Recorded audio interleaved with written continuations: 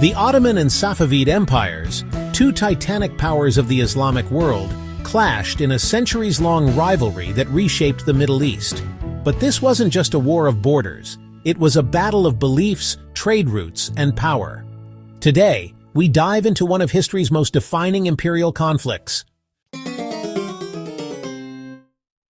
The Ottoman Empire, Sunni Muslim and based in modern-day Turkey, was rising fast by the 15th century. Meanwhile, the Safavid Empire emerged in Persia, adopting Shia Islam as its state religion, sparking religious and political tension. What followed was a clash of ideologies and ambitions. In 1514, Sultan Selim I launched a full-scale invasion into Safavid territory.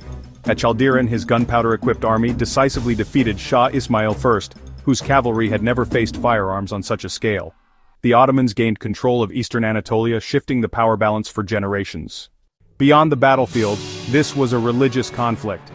The Safavids enforced Shia Islam across Persia, while the Ottomans defended Sunni orthodoxy. The rivalry deepened the Sunni-Shia divide, with propaganda, religious texts, and architecture reinforcing national identities.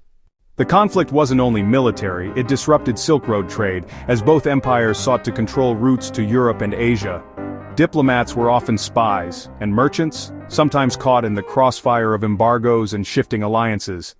The rivalry simmered for over a century, until the Treaty of Zuhab in 1639 fixed the border between the empires, most of which remains today between Iran and Iraq. But the legacy of the Ottoman-Safavid conflict still influences geopolitics, religious divisions, and regional tensions. This wasn't just a war between two kings. It was a collision of empires, religions, and worldviews. And in many ways, the echoes of that clash still shape the Middle East today. If you love uncovering forgotten rivalries, subscribe and comment. Which empire face-off should we cover next? Rome versus Parthia or Britain versus Mughal India?